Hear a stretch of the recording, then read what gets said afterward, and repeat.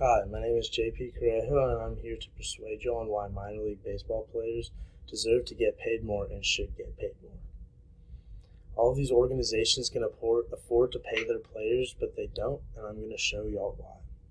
Minor league players are completely underappreciated, especially by the law.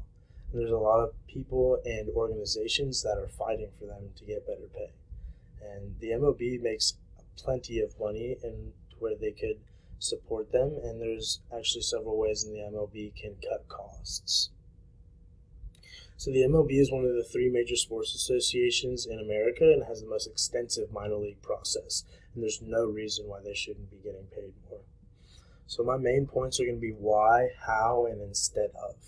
So collectively, all 30 MLB teams are worth $66 billion, and that does not include the league itself. So there's no reason why they can't pay their prospects a minimum wage. So the 30 teams and their affiliates, the average price of a 2010 MLB ticket was $26.74 and rose in 2019 to $34.04. And this is part because the marketing of the players has gone up tremendously. But a statistic from 1950 shows that AAA players got paid over $43,000 and AA players got paid just under $30,500. And in 2017, AAA players were paid just under $11,000 and AA players were paid $8,500. So why is this happening to them? It started off with federal baseball versus the National League.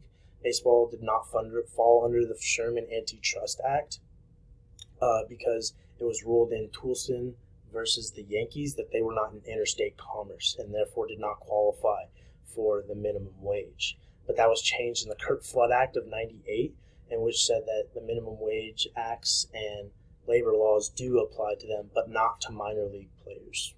And this decision was upheld in Miranda versus C-League because C-League was the former commissioner and a minor league player took him to court, and the decision was upheld that minor league players do not fall under those labor laws.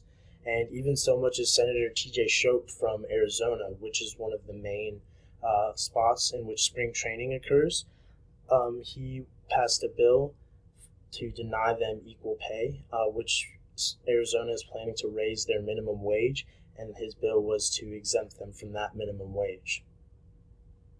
And shows why in an article by Poverty Talk by Pat Gorfola, after spending just $500,000 or less annually on lobbying Congress between 2009 and 2015, Major League Baseball spent more than $1 million from 2016 to 2018 because more people were coming out asking for equal rights and equal labor laws.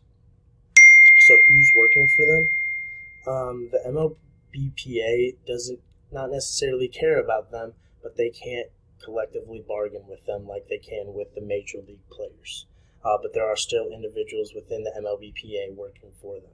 Lindsey Brandon is a sports law specialist, and she's filed several lawsuits against Major League Baseball and several inquiries.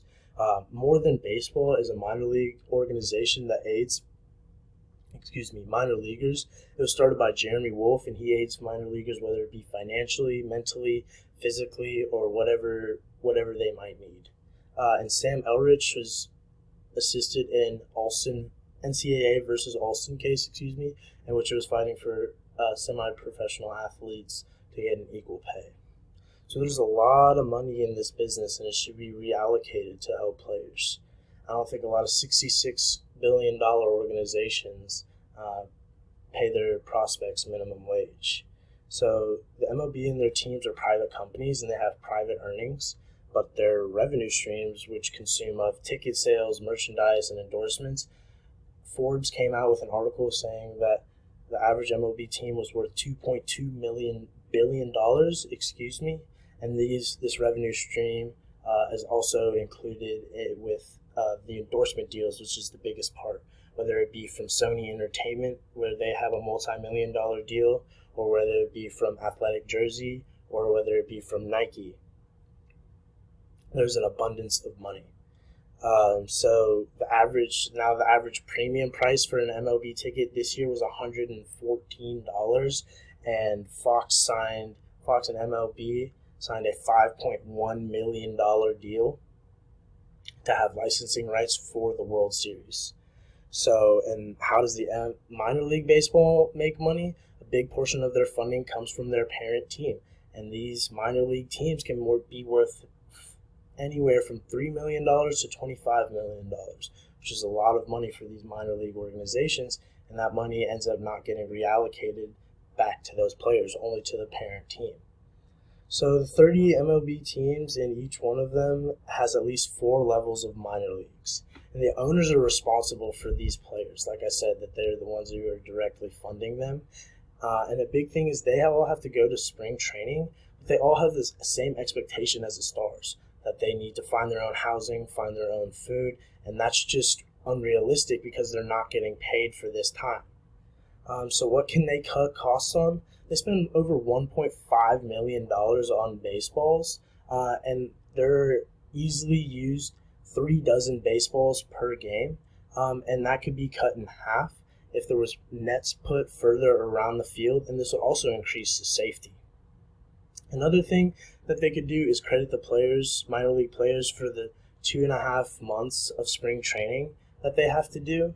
And according to RJ Anderson of Bleacher Report, Commissioner Rob Manfred has said since the MLB plans to prioritize the well-being of players physically and financially.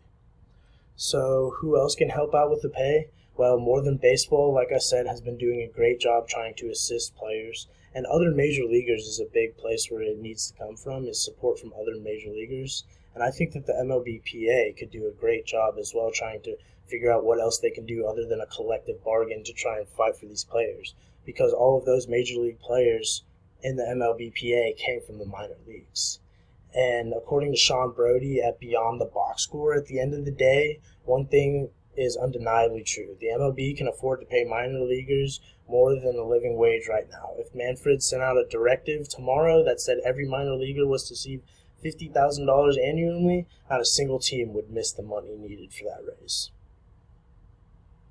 So just my main points, there are actual laws that kept minor leaguers below the poverty line, which is ridiculous. And the major leaguers can afford to pay this, but minor leaguers can't.